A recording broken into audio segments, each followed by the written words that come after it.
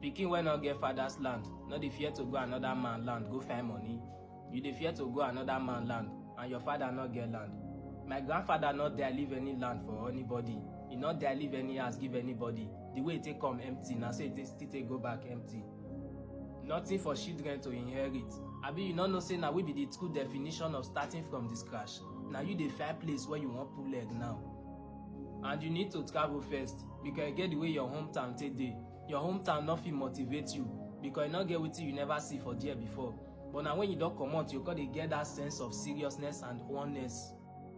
If man realize say na only am dey, na there his speed take dey start because that place where you dey so, any of your relatives wey go get sympathy for you no dey there. Nobody go mercy for you. You no go feel that sense of comfort because your relatives no dey there. But na im better pass because sometimes you need to feel homeless for you to build a home. The other person wey go make you feel comfortable pass na be your mother. If your mother hear say that place where you dey so hungry dey beat you for there, her mind no go touch ground again. She no mind make you leave that wey you dey do for that place, make you come house just for you to dey see food dey eat. All those ones na sympathy wey you no need as a man. And if you continue like that, you will continue to be a boy. Even your mama sef no know wetin man dey face. Abi you no know say you get long way to go than your mother? He say we left home to feed home. As we comot for house, dey cook rice and beans. Your mama guide low key. They still dey see the small one wey dem dey eat every day. That time for HK, if hungry dey beat us, say we wan run go our mama house go eat. We no dey call first to ask whether you get food for us. Always active, food dey. But na me wan try to feed myself so that in time coming, I go fit still feed my wife, feed my children.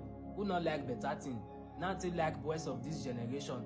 They believe say money no get age mate. Na that mindset they take dey hustle. They believe say they fit collect the millions any kind time, make they carry their dream girl. Because the end result of many of your hustle na your girl. Na she be the glory of all the hustle where you dey hustle so. And you need to be person wey be say you cherish well and person wey go carry your value. Even if you get house and woman no dey inside the house, that house no dey feel like home. But na expensive so. You dey see where the motivation dey come from now. If you observe the life of all those takers, you go see the way man life dey be if he get money. Girl no dey comot for their side. How many girlfriend your chairman get? E get one particular girl wey man dey cherish if he don get money. Na that one I dey talk about so.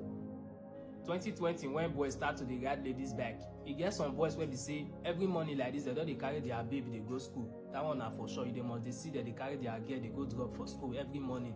What of those girls wey be say dem dey always dey sit down for front seat? Passenger princess, think back. Observe the life of all those takers. You go must see one particular girl wey dey always dey dey with them. I don notice that thing for all my chairman body. Only me na 6 people chairman me because I no dey stay one place. Na that time I tell you say if man get money, e dey must dey get one particular girl when e dey cherish well for your life. I no mean say make you go quick take the responsibility of one person daughter o. But I just dey try to talk say na the dream girl be that. Na part of wetin dey motivate man.